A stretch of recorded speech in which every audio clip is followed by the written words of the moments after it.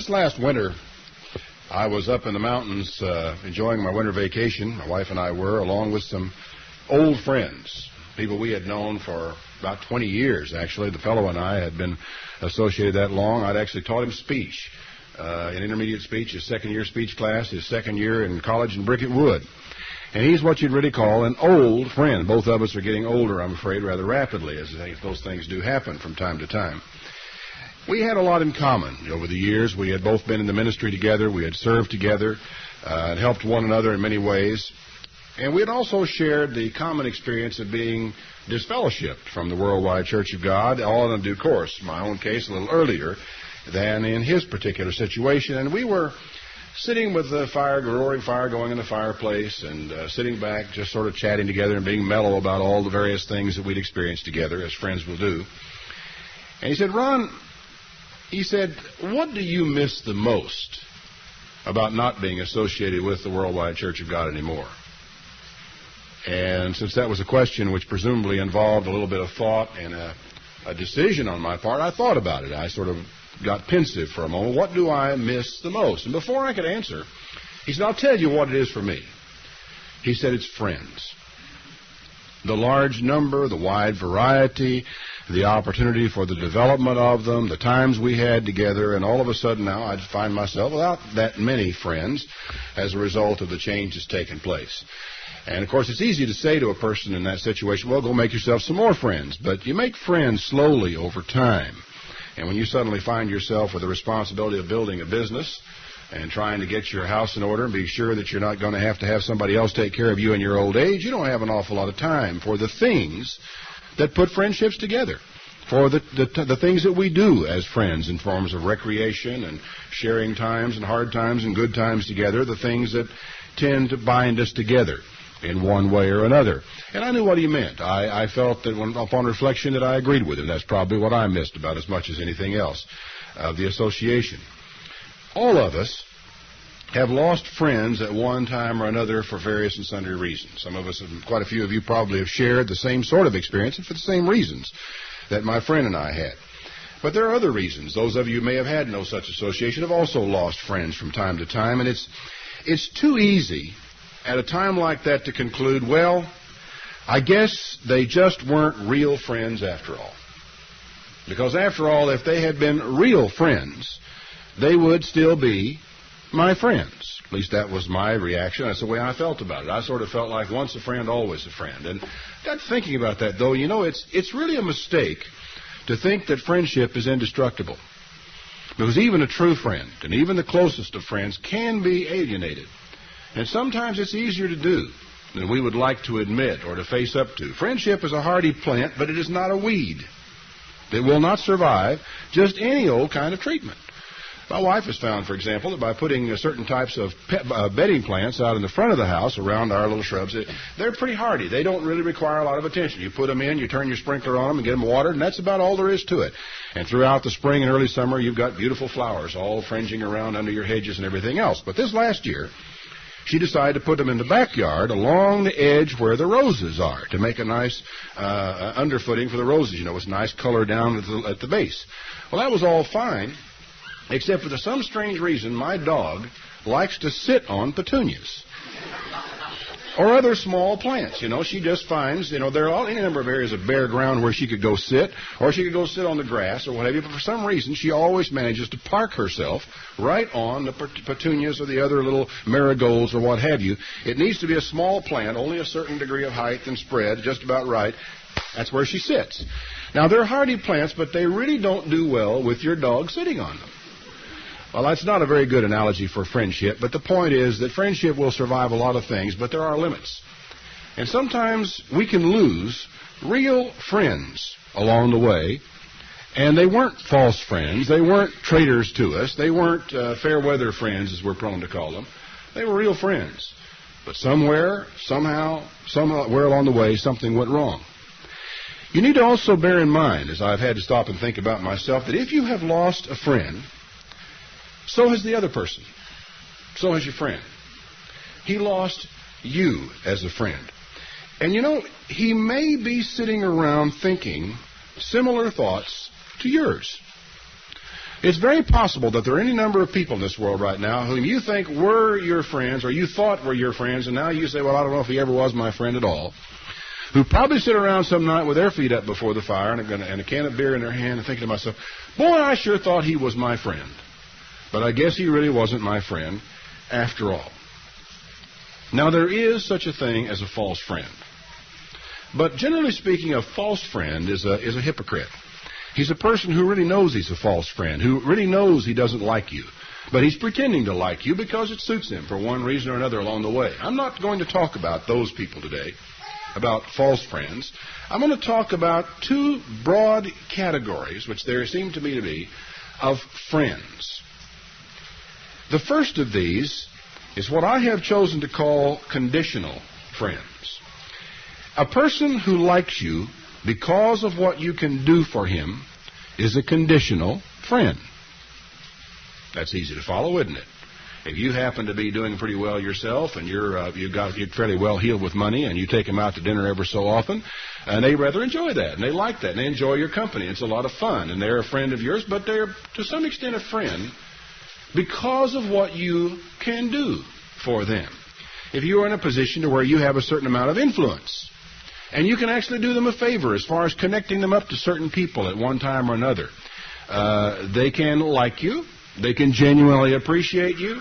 But the friendship is to a fairly large extent influenced by what you can do for them. It may not survive if the condition does not survive.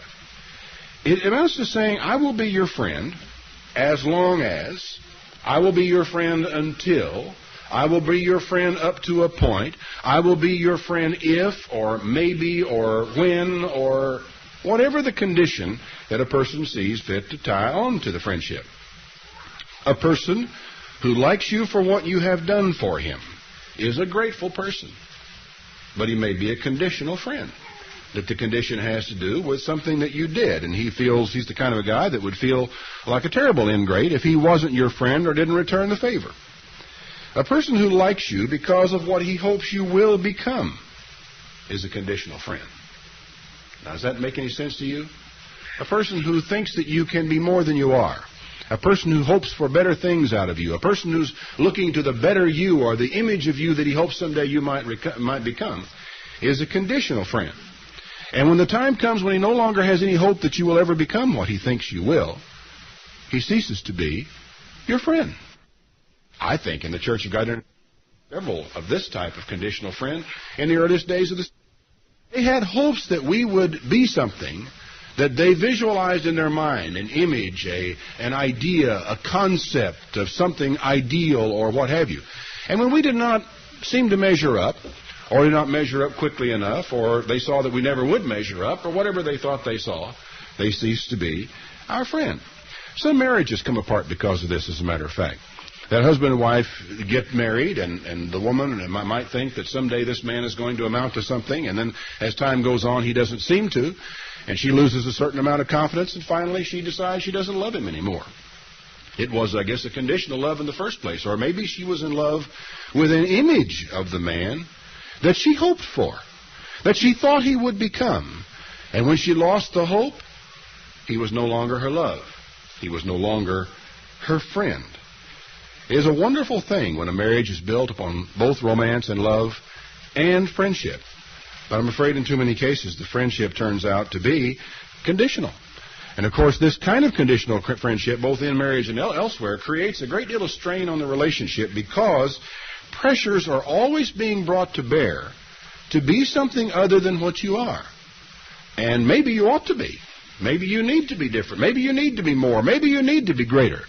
But the continual pressure being brought to bear puts an inevitable strain on the friendship, and it is, to some extent, a conditional friendship.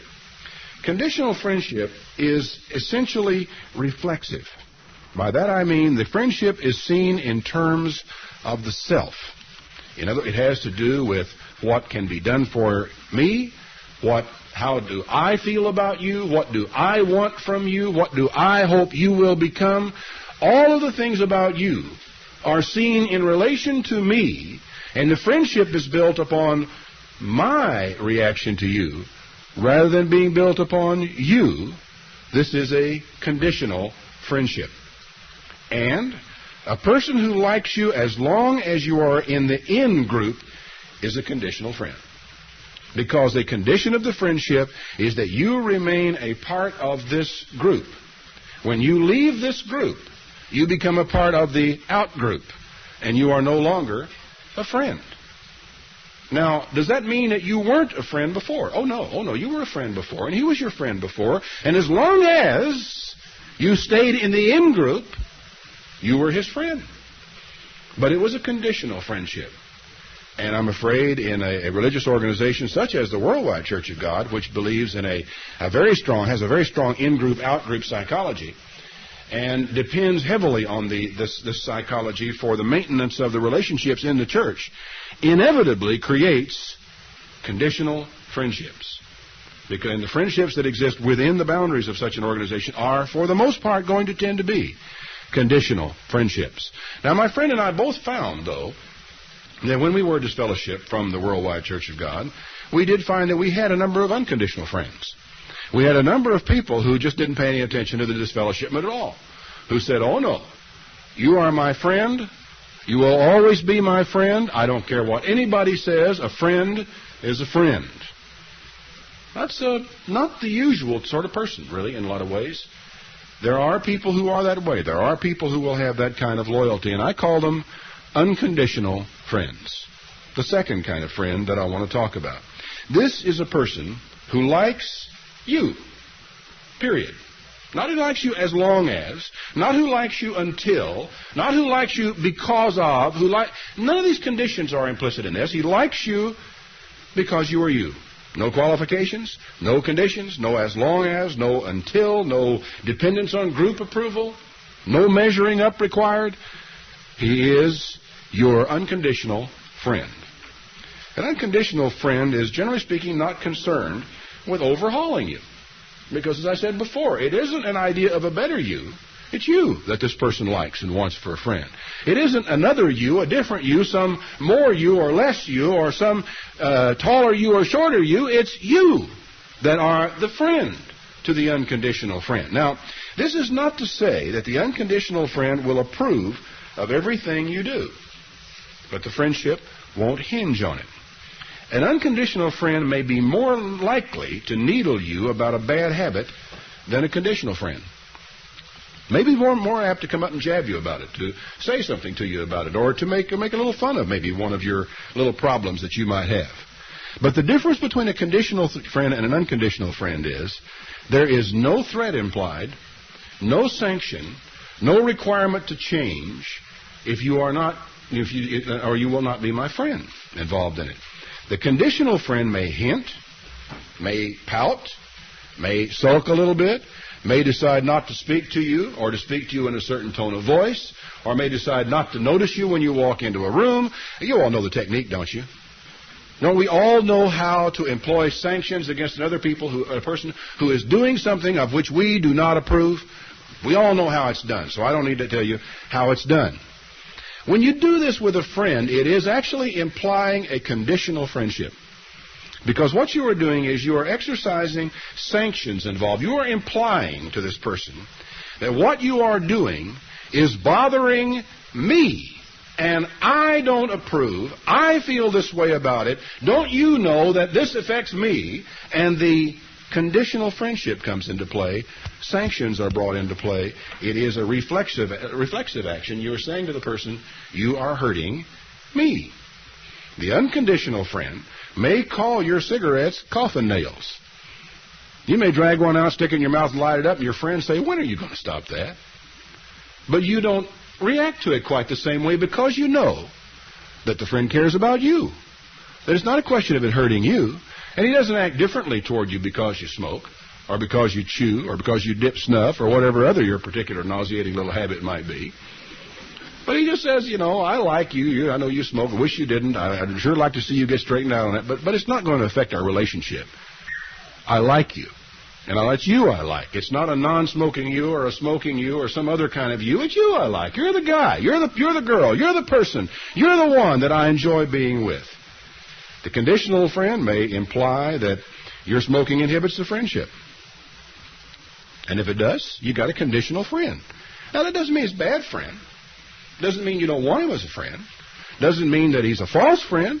It just means that there are certain conditions that get inserted into the relationship between friends. Unconditional friendships take time to develop, and they usually have a way of lasting. You don't make unconditional friends overnight. Conditional friendships develop quickly, but they can fall apart quickly as well. The problem that we oftentimes run into, by the way, conditional friends, I've already made the point, are not necessarily false friends. They are true friends as long as the conditions hold. But one of the things that makes the situation hurt is that the conditional and unconditional friendships are not two-way. In other words, if you are a conditional friend to me, I may be an unconditional friend to you, and vice versa. This type of situation can exist. One person may be an unconditional friend, the other one a conditional friend. What happens then is that when the relationship falls apart, this one person just suddenly loses interest in the other person or puts the other person away. I don't want to have anything to do with you anymore. Whereas the party number two, who's been sort of shunned or put aside, remains a fast and a permanent loyal friend to the person who no longer will speak to him. It can happen to people. It happens to people all the time. And I think in a lot of ways it's a healthy thing for you, even when somebody has decided not to be your friend anymore, for you to be really strong to maintain the fact that regardless of what they do or how they feel, you are still going to be a friend to them if you can, if they'll let you. We were talking about this a little bit this morning, and I began to think about friendship and realize that it is to a very large extent loyalty. It's one of the biggest elements involved in true friendship is loyalty. And I don't know if I fully understand it. I don't know all the reasoning that is involved in it or all of the whys or wherefores, but it does seem that some people seem to be more loyal than others. As a trait of character almost, not just that they are more loyal today or less loyal tomorrow, but that actually intrinsically or inherently or ingrained into their character either by training or upbringing or what have you, some people seem to be loyal and other people seem to have no loyalty whatsoever. And, of course, that has a profound effect on the kind of friendship that you may develop. Now, I was looking through Nave's Topical Bible today, just looking at her friendship to see what sort of things I might find. And what was interesting to me is under the segment on illustrations or examples of friendship, there was one person's name who just kept cropping up. There were several different categories mentioned, but one person kept being mentioned more often than any other in this category. You all probably know already who I'm talking about. His name was David. David seems to have been an incredibly loyal person, because even in the relationship he had with Saul, which was not the kind of a friendship that you and I would tend to think of as hunting and fishing buddies, or the kind of a lady we'd like to sit around there, about 3 afternoons a week and have tea and share gossip with and all this. It wasn't that kind of a relationship. For Saul was king and David was his servant. But David was incredibly loyal to Saul, that even at times when Saul had turned on him through jealousy, and Saul did love David, make no mistake about the fact that he loved David, but he also feared him. And we began to realize that this man had more favor than he did, and his jealousy began to consume him, and his insanity began to come upon him. He actually, on more than one occasion, tried to pin David to the wall with a javelin. And David, because I suppose of his youth and his favor with God, but also, because he was quick, managed to survive that and get away. On occasion after occasion, when David had the opportunity to destroy Saul, he refused to do so. Would not lift up his hand, would not react, would not answer in kind, would not respond in the same way. While he had the chance to destroy him, he wouldn't do it. When he had the chance to smite him to the ground and pin him to the ground with a javelin, he refused to do it. When he had him in a cave and could have cut his throat, he refused to do it, cutting off only the hem of his garment instead. A very loyal person. One of perhaps the most classic friendships of all time was the friendship that existed between David and Solomon. I'd like for us to go back there and look at that for a moment. In a sense, it's old hat, it's familiar fare, but it's very important, I think, if we are to understand what happens to us, what's happened to other people, where some of our friends have gone, to maybe try to look into the Bible at some illustrations of friendship and glean from them what we can. In 1 Samuel 18 and verse 1, after King Saul had finished his conversation with David, David met Jonathan, the king's son, and there was an immediate bond of love between them. Jonathan swore to be his blood brother and sealed the pact, giving him his robe, sword, bow, and belt. Now, this is a rare example of a bond of friendship, of an unselfish nature, of an unconditional nature, being sealed almost immediately in the bond between these two young men. All the reasons behind it may not be entirely clear. The development of it, of course, to the point of the permanent friendship that existed may not have taken place immediately, but the bond between them was immediate and sudden and strong. King Saul now kept David at Jerusalem and wouldn't let him return home anymore. He was Saul's special assistant. He always carried out his assignments successfully, so Saul made him commander of his troops. And as time went on, the relationship between between David and Jonathan became stronger and stronger. But finally, after Saul had made 2 attempts on David's life, David fled from Naioth and Ramah, and he found Jonathan. We're in chapter 20 of 1 Samuel. "What have I done?" he exclaimed. "Why is your father so determined to kill me?" "That's not true," Jonathan protested. "I'm sure he's not planning any such thing, for he always tells me everything he's going to do, even little things, and I know he wouldn't hide something like this from me. It just isn't so." "Of course you don't know about it," David fumed. "Your father knows perfectly well about our friendship, and he has said to himself, 'I'll not tell Jonathan. Why should I hurt him?' But the truth is that I am only a step away from death. I swear it by the Lord and by your own soul." Now, at that point in time, Jonathan had no more to say. Because whenever you know one another that well, when you are that close, when you know that David would not make that kind of a statement to you as your friend unless he knew that it was true, Jonathan's only answer was, "Tell me what I can do." And David replied, "Tomorrow is the beginning of the celebration of the new moon. Always before I have been with your father for this occasion. Tomorrow I'll hide in the field and stay there until the evening of the 3rd day. If your father asks where I am, tell him I ask permission to go home to Bethlehem for an annual family reunion. If he says fine, then I'll know that all is well. But if he is angry, then I'll know that he is planning to kill me." And of course, David didn't have any question about what the reply would be. "Do this for me as my sworn brother, or else kill me yourself if I have sinned against your father, but don't betray me to him." "Of course not," Jonathan exclaimed. "Look, wouldn't I say so if I knew my father was planning to kill you?" The relationship between these two is a beautiful relationship. And even here we have a certain amount of disagreement, a certain amount of anger. But notice the straight talk, absolute straight talk. And even when there's a fuming, a certain amount of anger, a certain vigor and a protestation, there is still the absolute bond of honesty between these two men as brothers. And David asked, "How will I know whether or not your father is angry?" "Come out to the field with me," Jonathan replied, and they went out there together.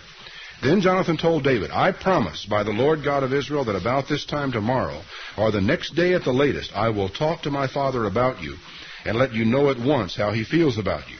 If he is angry and wants you killed, then may the Lord kill me if I don't tell you, so you can escape and live. May the Lord be with you as he used to be," notice the expression, "as he used to be with my father." The sad recognition that God was no longer with his father. "Remember, you must demonstrate the love and kindness of the Lord, not only to me during my lifetime, but also to my children after the Lord has destroyed all of your enemies." A premonition, I think, on Jonathan's part, as he knew that he himself would not survive. He knew that he himself would not grow to a ripe old age in the situation they were in, but he was concerned that David would be kind to his children, to his descendants. So Jonathan made a covenant with the family of David, and David swore to it with a terrible curse against himself and his descendants, should he be unfaithful to his promise. But Jonathan made David swear to it again, this time by his love for him, for he loved him as much as he loved himself. That's interesting. That Jonathan had so much confidence in the love of David that it meant more to him for David to swear by his love for Jonathan than it did for him to swear against himself or his descendants or his family. He said, "You look me in the eye and you swear on your love for me as a brother that you'll do it." And David looked him in the eye and swore. You know, wouldn't it be nice? Isn't it wonderful, I should say, when you actually have someone that's that close to you, that if he looks you in the eye and he says, "I will do it," that you can from that moment on proceed without any fear but what he will do it as he did? You have any idea how rare that is in the world? That a man's word is his bond, that it means that much to him. He says, I will not. That he swears to his own hurt and does not change. Now, whenever you have a friend, someone that you are close to, and you come to the place to where you know that that is true, then you have got yourself an unconditional friend. A man who says, no, by my love for you and by my friendship with you, I will promise you that it won't be so or it will not be so. That is an unconditional friend, if you know that he means it. If you don't, there's a problem with the friendship. Then Jonathan said, yes, they will miss you tomorrow when your place at the table is empty. By day after tomorrow, everyone will be asking about you. So they put together a little symbolic thing of shooting an arrow and words that he was to call out so that David would know. And they carried it out. Sure enough, Saul was angry, absolutely furious. And Jonathan, with a sinking feeling in his heart, knew that what David said about his father was true, that he did want him dead, and that David therefore could not come back. So he gave the signal. Jonathan went out of the field the next morning, verse 35, and took a young boy to gather his arrows. Start running, he told the boy, so that you can find the arrows as I shoot them. So the boy ran, and Jonathan shot an arrow beyond him. When the boy had almost reached the arrow, Jonathan shouted, the arrow is still ahead of you. This was his signal to David. Hurry, don't wait. So the boy quickly gathered up the arrows and ran back to his master. He didn't know what Jonathan meant. Only Jonathan and David knew. So Jonathan gave his bow and arrows to the boy and told him to take them back to the city. As soon as he was gone, and they knew that they were alone, David came out from where he had been hiding near the south edge of the field, and they sadly shook hands, tears running down their cheeks, until David could weep no more. I think they embraced, actually, and held one another until finally they were just dry from shedding tears on each other's shoulders. This kind of a love and an affection and a bond that existed between these two fellows is an incredibly beautiful thing to see. It is so rare in human circumstances for two people to have that kind of love for each other and that kind of dependence on one another. And at last Jonathan said to David, cheer up, for we have trusted each other and each other's children into God's hands forever. So they departed, David going away and Jonathan returning to the city. Turning back now to 2 Samuel, the first chapter, to follow this story just a little bit further. 2 Samuel 1. Saul and Jonathan are dead. David has finally learned about it and has punished the man even who brought the message about it. And in verse 17 we read, then David composed a dirge for Saul and Jonathan and afterward commanded that it should be sung throughout Israel. It is quoted here from the book Heroic Ballads. O Israel, your pride and joy lies dead upon the hills. Mighty heroes have fallen. Don't tell the Philistines, lest they rejoice. Hide it from the cities of Gath and Ashkelon. Let the heathen nations laugh, lest the heathen nations laugh in triumph. O Mount Gilboa, let there be no dew nor rain upon you. Let no crops of grain grow on your slopes, for there the mighty Saul has died. He is God's anointed king, no more. What a tragic thing to hear. And here is a man who probably had as much reason to hate Saul as any person who ever lived. The man who was to succeed him, the man who had been caused for years to flee for his life and to lead the existence of a fugitive, of a bandit, with a group of malcontents gathered around him, because most of the people who were there were malcontents, bandits, and outlaws who had finally gathered around David and were loyal to him, certainly. And many of them became his fast friends. But this man Saul, who had sought his life and chased him around like a flea or a dog, was now dead, and David said, there the mighty Saul has died. He is God's anointed king, no more. Both Saul and Jonathan slew their strongest foes and did not return from battle empty-handed. How much they were loved, how wonderful they were. Both of them. He loved them both, loved them dearly, and loved Saul even at a time when Saul was trying to kill him. These are the words, and the way it is written, the beauty of the poetry of this, speaks so much of the man. A man whose very heart and core of his character was loyalty. Loyalty even to a man who tried to destroy him. Both Saul and Jonathan, how wonderful they were. They were together in life and in death. They were swifter than eagles, stronger than lions, but now, O women of Israel, weep for Saul. He enriched you with fine clothing and golden ornaments. These mighty heroes have fallen in the midst of the battle. Jonathan is slain upon the hills. How I weep for you, my brother Jonathan. how much I loved you, and your love for me was deeper than the love of women. The mighty ones have fallen, stripped of their weapons, and dead." All David is saying here is that the love was a different kind of love, passing the romantic love, passing sexual love, that was the deepness of a bond between two human spirits that has to be experienced to be understood. It is a love that some men have been blessed to share with a woman, but David himself never had. It was the closest love. It was the warmest love that he had experienced in all of his life from this man. What a beautiful thing to see, this kind of a development of a bond of absolutely unconditional friendship between people, and the loyalty of this man. Chapter 9 of 2 Samuel sort of closes out, I guess, this element of it, but it's an important reference.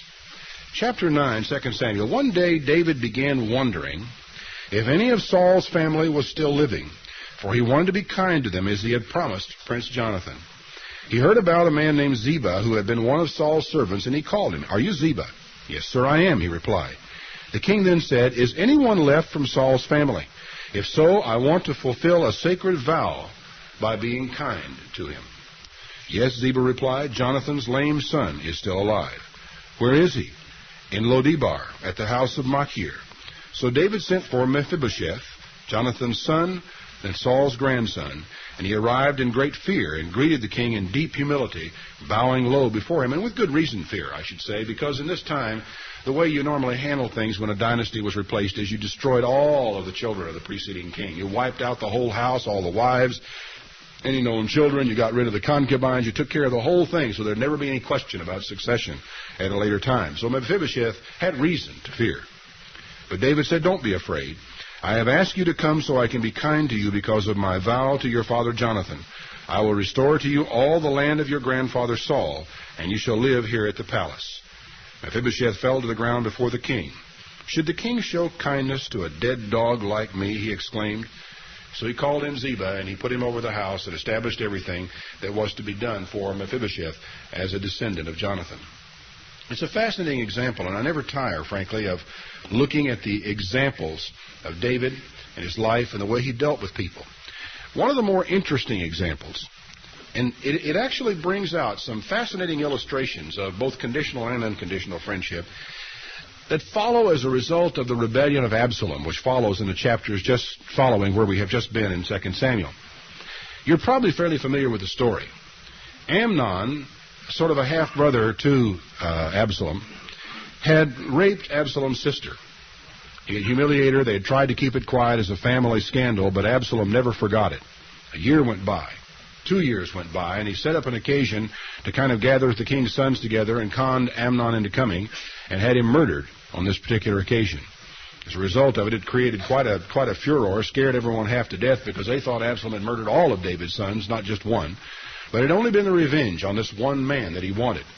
Absalom went into exile, and the smoke cleared for just a little while, and the dust settled. And finally, Joab arranged to get Absalom brought back from his exile. When he came back, and he finally was reconciled to his father, some interesting things began to take place. He bought, chapter 15 is where I am right now, he bought a magnificent chariot and chariot horses. He hired 50 footmen to run ahead of him.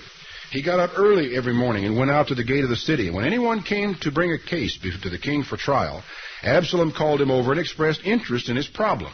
He would say, "I can see that you are right in this matter. It's unfortunate that the king doesn't have anyone to assist him in hearing these cases. I surely wish I were the judge. Then anyone with a lawsuit could come to me, and I would give him justice." Oh, I mean, that is so slimy and to be so obvious, you would wonder that anyone ever would tumble to it. And when he said anyone came to bow to him, he wouldn't let him bow. He said, "No, no, no, stand up." And he shook his hand, embraced him, and kissed him, and said, "This way Absalom stole the hearts of all the people of Israel." It's really relatively simple to do. Relatively simple to do. And people want to hear things. And if you will tell them what they want to hear, it's not difficult to steal people's hearts. He continued on for a while. After 4 years, he set up a rebellion, executed his rebellion, and began to march on Jerusalem.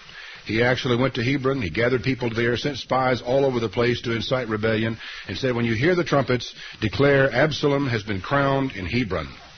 Well, the messenger arrived in Jerusalem, verse 13, to tell King David, all Israel has joined Absalom in a conspiracy against you. And, of course, when David, had he known what was going on, could easily have taken care of it. But the problem is when someone's doing something like that, he knows what he's doing and you don't. And so the honest man almost inevitably gets blindsided and left out, hanging out bare and suddenly wondering what happened to it. And David was not the sort of a person to think in these terms. He was not a conspirator. He was not a conspiratorial type of person. He didn't think in terms of the exercise of power in that way. And he did have a few people around him who did, but even they were unaware of what was taking place. When David heard this, he said, then we must flee at once, or it will be too late. If we get out of the city before he arrives, both we and the city of Jerusalem will be saved. Because he knew if he stayed and the battle was fought, who knows how many lives would have been lost, the city destroyed, what a terrible wreckage it would have been. We are with you, his aides replied.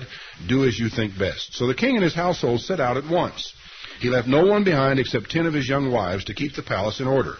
David paused at the edge of the city to let his troops move past him to lead the way. 600 Gittites who had come with him from Gath, and the Cherethites and the Pelethites. But suddenly the king turned to Ittai, the captain of the 600 Gittites, and said, what are you doing here? You're not supposed to be here. Now, these people were not Israelites. These were foreigners who had come to Israel really as exiles from their own country, and they had come under David's wing, and David had accepted them in his country. He said, what are you doing here? Go back with your men to Jerusalem, to your king, for you are a guest in Israel, a foreigner in exile. It seems but yesterday you arrived. And now today, should I force you to wander with us, who knows where? Go back, take your troops, and may the Lord be merciful to you. But Ittai replied, I vow by God and by your own life that wherever you go, I will go no matter what happens, whether it means life or death. That, my friends, is an unconditional friend. Unconditional. Whether it means life, whether it means death, whether we go north, whether we go south or east or west, whether we go up the mountains or down in the valleys, I'm going where you're going. My men are your men. My life is your life. You live, I live. You die, I die. That's basically what it amounted to for this man. That's a friend. When the time comes to go to battle, when the time comes to fight, that's the kind of a friend that's good to have. An absolutely unconditional friend. So David replied, all right, come with us. Then Ittai and his 600 men and their families went along. There was deep sadness throughout the city as the king and his retinue passed by, crossed the Kidron brook, and went out into the country. Abiathar and Zadok, the Levites, took the ark of the covenant of God and set it down by the road until everyone had passed. Then, following David's instruction, Zadok took the ark back into the city. If the Lord sees fit, David said, he will bring me back to see the ark and the tabernacle again. But if he is through with me, well, let him do what seems best to him. It's an incredibly sad day. But the loyalty comes out. The loyalty is still there. The full realization, if God is finished with me, well, let him do what seems best to him. If he isn't, well, I'll be back to see the ark here. Then the king told Zadok, look, here is my plan. Return quietly to the city with your son Ahimaaz and Abiathar's son Jonathan. I will stop at the ford of the Jordan River and wait there for a message from you. Let me know what happens in Jerusalem before I disappear into the wilderness. So Zadok and Abiathar carried the ark of God back into the city and stayed there. Two more loyal friends, unconditional friends, dependable friends. David walked up the road that went to the Mount of Olives, weeping as he went. His head was covered and his feet were bare as a sign of mourning. And the people who were with him covered their heads and wept as they climbed the mountain. When someone told David that Ahithophel, his advisor, was backing Absalom, David prayed, O Lord, please make Ahithophel give Absalom foolish advice. This man was quite a wise man.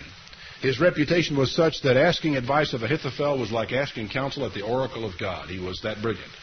He had been David's friend, but it was a conditional friendship. He was David's friend when David was in power, but whenever the power was beginning to shift, Ahithophel decided he would be Absalom's friend now. As they reached the spot at the top of the Mount of Olives where people worshiped God, David found Hushai the Archite waiting for him with torn clothing and earth upon his head. David told him, if you go with me, Archite, by the way, is derived from a word that means old, and I don't know what this means about this particular man. David told him, if you go with me, you will only be a burden. Return to Jerusalem and tell Absalom, I will counsel you as I did your father. Then you can frustrate and counter Ahithophel's advice. He sent back a mole, as it were, a spy, as it were, not a man necessarily to do anything except to give advice in this situation. Zadok and Abiathar the priests are there. Tell them the plans that are being made to capture me, and they will send their sons to find me and tell me what is going on. So he returned to the city, getting there just as Absalom arrived. David was just past the top of the hill when Ziba, the manager of Mephibosheth's household, caught up with him. He was leading 2 donkeys loaded with 200 loaves of bread, 100 clusters of raisin, 100 bunches of grapes, and a small barrel of wine. What are these for? The king asked. Ziba replied, the donkeys are for your people to ride on. The bread and the summer fruit are for the young men to eat. The wine is to be taken with you in the wilderness for any who become faint. Where is Mephibosheth? The king asked him. He stayed at Jerusalem, Ziba replied. He said, now I'll get to be king. Today I will get back the kingdom of my father Saul.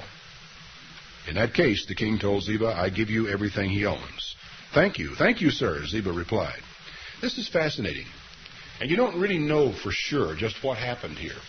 Because later on, Mephibosheth will deny everything that Ziba said, and will have his reasons why he was where he was, and they sound very plausible. They sound very reasonable at the time, that he was not saying this. You have one of 2 cases. Either you have a man named Ziba, who was David's friend, regardless, an unconditional friend of David, or you have a man who said to himself, well, you never know. You never know. Here comes Absalom. Maybe what I need to do is take out a little bit of insurance. And so he loads up his insurance policy and takes them on out to meet David, and he gives David the animals and so forth, makes the relationship set so that if David ever comes back, he will then own everything of the properties that had originally belonged to Saul. Neat little piece of work. Now, what kind of a friend is this? This is not a conditional friend. This is a false friend. One who knows what he's doing and is lying in his teeth. And occasionally, you're going to encounter such a person, such a politician. In that case, he says, I give you everything that he owns. Thank you, sir, Ziba replied. As David and his party passed Bahurim, a man came out of the village cursing him. It was Shimei, the son of Gera, a member of Saul's family. He threw stones at the king and the king's officers and the mighty warriors who surrounded them. Get out of here, you murderer, you scoundrel, he shouted at David.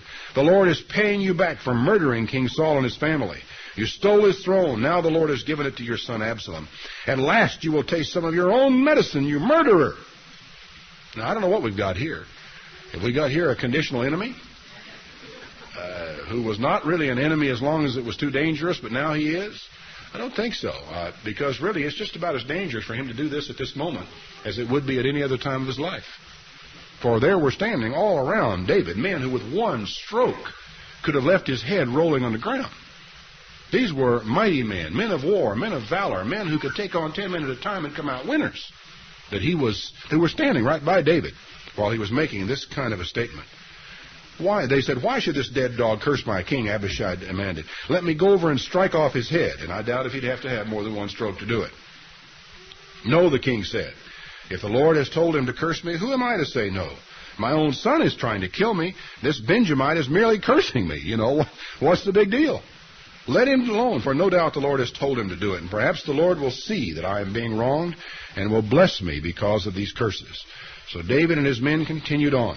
Shimei kept pace with them on a nearby hillside, cursing as he went, throwing stones at David and tossing dust in the air. The king and all those who were with him were weary by the time they reached Bahurim. They stayed there for a while and rested. And so the events continue on as the politics and the palace intrigue continue. They advise Absalom, Ahithophel does, to go sleep with your father's wives, verse 21. For he has left them here to keep the house. Then all Israel will know that you have insulted him beyond the possibility of reconciliation, and they will all close ranks behind you. So they erected a tent on the roof of the palace, and right where everybody could see what he was doing, he went in systematically to his father's concubine. Now, Ahithophel said, verse chapter 17, give me 12,000 men to start out after David tonight. This was the right thing to do, to go after him right now and destroy him. So he said, I will come upon him while he's weary and discouraged. He and his troops will be in a panic. Everyone will run away, and I will kill only the king, and let all those who are with him live and restore him to you. Absalom and all the elders of Israel approved of the plan, but Absalom said, "Ask Hushai the Archite what he thinks about this." This is the man that David sent back to defeat the counsel of Ahithophel. When Hushai arrived, Absalom told him what Ahithophel had said. "What is your opinion?" Absalom asked. "Should we follow his advice? If not, speak up." "Well," Hushai replied, "this time I think Ahithophel has made a mistake. You know his father and his men. They are mighty warriors and are probably as upset as a mother bear who has been robbed of her cubs." Now that made sense. That did make sense. You couldn't argue with that. Your father is an old soldier, and that made sense too. If a few of your men fall, there's liable to be a panic among your troops. Everyone will start shouting that your men are being slaughtered. Then even the bravest of them, though they have hearts of lions, will be paralyzed with fear. For all Israel knows what a mighty man your father is and how courageous his soldiers are, and I know that that is true. What I suggest is you mobilize the entire army. Let's go out and let's swat this flea with a sledgehammer. Let's don't take any chances. Let's meet them with massive force. Made good military sense. But the problem was, it was the wrong way to go on this particular occasion. For when they finally did it, when they finally went out and fought, David and his men defeated them soundly. And Absalom was killed. That part of the story we all know. What is interesting to me is David's return to Jerusalem after this is all over. If you'll just page over to chapter 19. So, verse 15, the king started back to Jerusalem.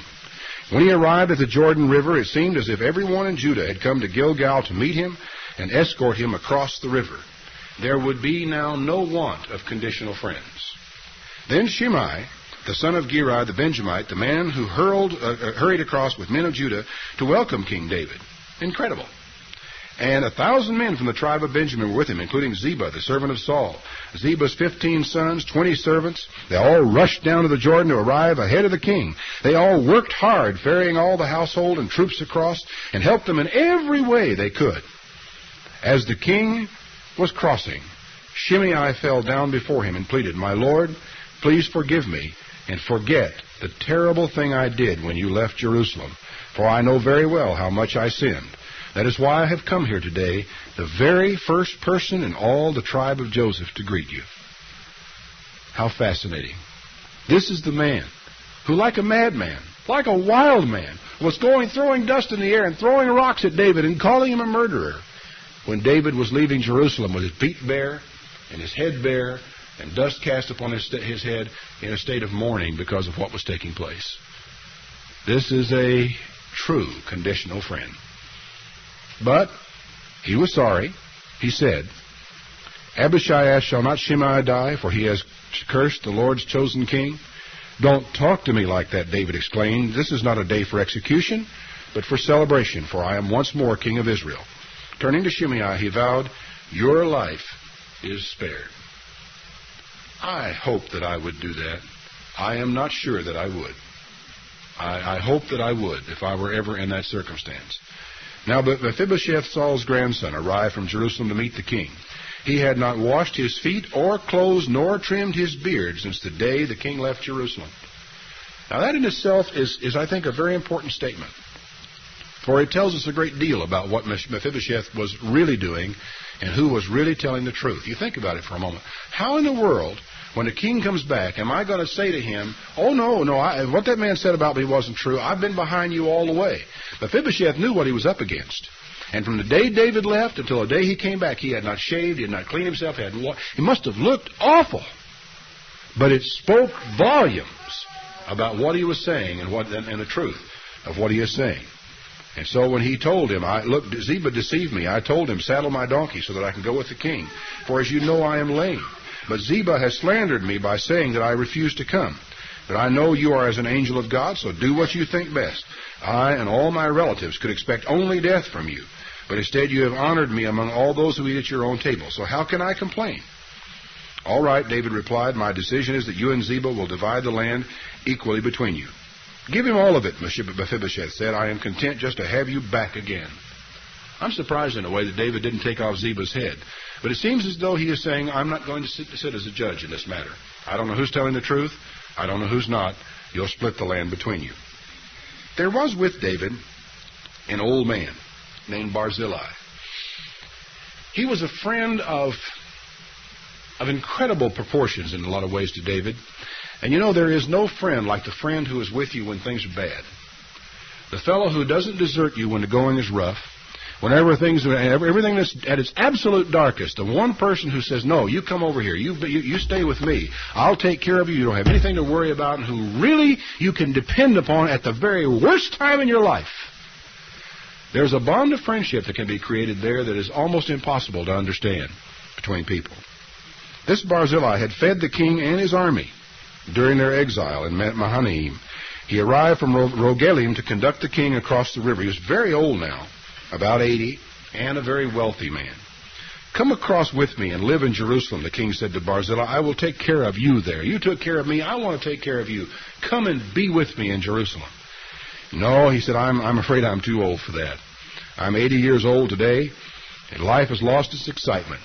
Food and wine aren't tasty anymore, and I don't get much excitement out of the dancing girls either. He said, really, all I would be is just a burden to my lord the king. Just to go across the river with you is all the honor I need. Then let me return again to die in my own city where my mother and father are buried. But here is Chimham. Let him go with you and receive whatever good things you want to give him, or do unto him as seems good to you. Now, the interesting exchange here, and it's not carried out, I'm reading from the Living Bible here, but it doesn't really quite say it like the King James says it and like it really is. But essentially what he said, here is my servant Chimham. You take him and you do whatever seems good to you to him, whatever you think you wanted to do for me. And David said, all right, he shall go with me, but I will do for him anything you ask me to do. Whatever you want me to do, I will do that to this man. Now, the exchange that takes place between these two men is, I think, one of the most profound illustrations of the trust and the loyalty that goes with friendship that I could ever find. It is a situation where the one man says to the other, look, you do whatever you think is good. And the man says, oh, no. I am going to do for this fellow anything you ask me. Now, you know, that basically says, I know, I have confidence, I really have trust that you are not going to ask me anything that would be harmful to me or anything of the sort. I have total confidence in you. You ask anything of me you want to, and I'll do it. How many people do you know that you can say that to? That you could actually look him in the eye and say, all right, friend, shake his hand, take his hand in yours, look right in his eye or her eye, and say, whatever you want me to do, I will do it. Now you're getting down to unconditional friendship. True, unconditional friendship. And that's the kind of relationship that existed between these men. You know, you don't say that to people you don't know very well. How in the world could some of these fellows back during war, and maybe there's been some sense, who meet some girl and get married a week later, ever possibly know the other person well enough that either one of them could say to the other one, I'll do anything you want, whatever you ask me, for you have no idea what sort of a demand might be made of you in that type of a circumstance. You have to know someone, you have to trust someone, you have to have a tremendous amount of confidence in the person to do that. In the 27th chapter of Proverbs, verse 10 is a very interesting and I think a very important statement. King Solomon says, never abandon a friend, either yours or your father's. Never abandon a friend, either yours or your father's. Why do we let friends go? You know, you say you've lost a friend. There were people that were your friends. They're not your friends anymore. Why have you let them go? Or do you feel you didn't really let them go, that maybe they let you go? But the truth is, in many cases, this has happened to us where friends are concerned. And in some cases, we go on for months and maybe years and never contact that person at all. Why do we let them go? Because you see, in some cases, they are sitting on the other side of this thing saying, why has he left this like? Why hasn't he called me? Why hasn't he said anything? We say, well, why doesn't anybody call me? Well, they're sitting over there saying, why hasn't he called me? And both of you are wondering, why won't this person contact me? And why has this friendship come apart? And you spend the rest of your life wondering, whatever went wrong between us as friends? Why is it we don't make a contact? It's hard to say, isn't it? Maybe it's fear of rejection. We think if I say something to him, or if I write a letter, I'll just get rejected, or I'll get a hostile response, or so he'll turn me down and I'll feel terrible about it. I suppose that's part of it. It may be even a fear of being misinterpreted, that somebody will think it's weakness or an admission of guilt of some kind. Or I know in my own case I've thought, well, now if I communicate with this person, I write to this person, is he going to think that I am just trying to get back, in his good graces, or am I going to crawl back into a religious organization that I have long since realized that I could not support? Is he going to misinterpret why it is that I'm trying to communicate with him? I know that kind of question has got to cross our minds from time to time. And yet, we've got to try. I thought in a way it's almost like you got two adjoining hotel rooms. If you know how those rooms are, they got a double door between them, and there's only a knob on either side of each door. Neither door has two knobs, but they have a knob on the outside both cases. And either door can be open, and you still can't go through. You can open the door. You just reach over and grab it and open it up, but what you see is a door. And there's no knob on that door. You can't get through into the other room. And so I think what a lot of us wind up doing is for the longest period of time, we assume that the door on the other side of this is locked and closed. We couldn't open it. And we never get around to going over there and opening it up and looking through there just to see, is that other door really closed? Or is there possibly the opening that might exist to be able to communicate with an old friend yet one more time?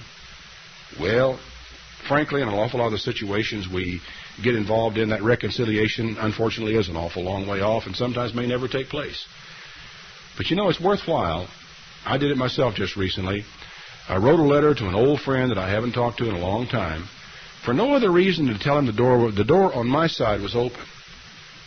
Just that the door on my side is open. It's not locked anymore. It's open, and my home is open to you. Anytime you're in the area, please call or come by, and I would like to be friends with you again. I haven't heard from him yet. I may never hear from him, but at least I did open the door on my side and didn't allow the thing to just drift along to whatever period of time to where neither one of us would ever make a move toward reconciliation. It's the funniest thing, because you think to yourself at a time like that, say, well, shall I write or shall I not? And if the other person makes the first move, well, I'm going to kind of feel like maybe he had the advantage over me, but then if I make the move, he'll feel the same way, and you can really get so bound up in your mind about what might happen or what could happen. I don't know, but you have to ask the question in a way, could it be worse than it is now? Could I estrange us any further, or should I not say something, some word, some step? When you start thinking about reconciliation, the hard part is trying to get into what people call a win-win situation. That is, where both of you are able to stand up, not crawl. No one has to eat crow. No one has to back down. No one has to kowtow to another. That if you have a win-lose situation, you can never be reconciled.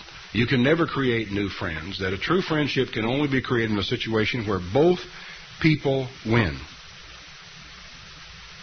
One of the things, perhaps, if you've been estranged from a friend, old friend, maybe not so old, is how can I reach out to this person in such a way that it will be very clear that neither one of us has to crawl in order for us to be friends, to be close, to love one another, and maybe someday have a little bit of what we had before.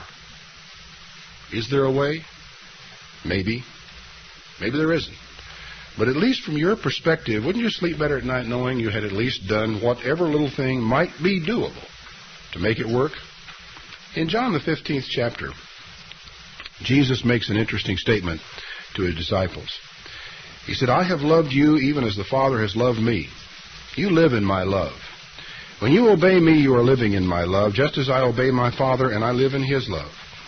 I have told you this so that you will be filled with my joy. Yes, your cup of joy will overflow. I demand that you love each other as much as I love you. And here's how to measure it. The greatest love is shown when a person lays down his life for his friends. And you are my friends if you keep my commandments. It's an interesting statement. You are my friends if you obey me. It's almost, it harkens back in a way in my mind to that statement that David made to Barzillai. You name anything and I'll do it. And Barzillai said, no. You do whatever you feel is right. And the full, almost giving carte blanche to the other person. That's what you and I are expected to do, where Jesus is concerned, if we are to call him a friend. You are my friends if you obey me. I no longer call you slaves, for a master does not confide in his slaves. Now you are my friends, proved by the fact that I have told you everything the Father told me. Jesus Christ is an unconditional friend to every one of us. Unconditional friend to absolutely every one of us. It's not too difficult, frankly, when I go through the thing that I went through here, for you to sit back and say to yourself, yeah, old fool so-and-so, he was a conditional friend. And John, he was a conditional friend. And Joe over here, he was a conditional friend. But Mark, he was an unconditional friend.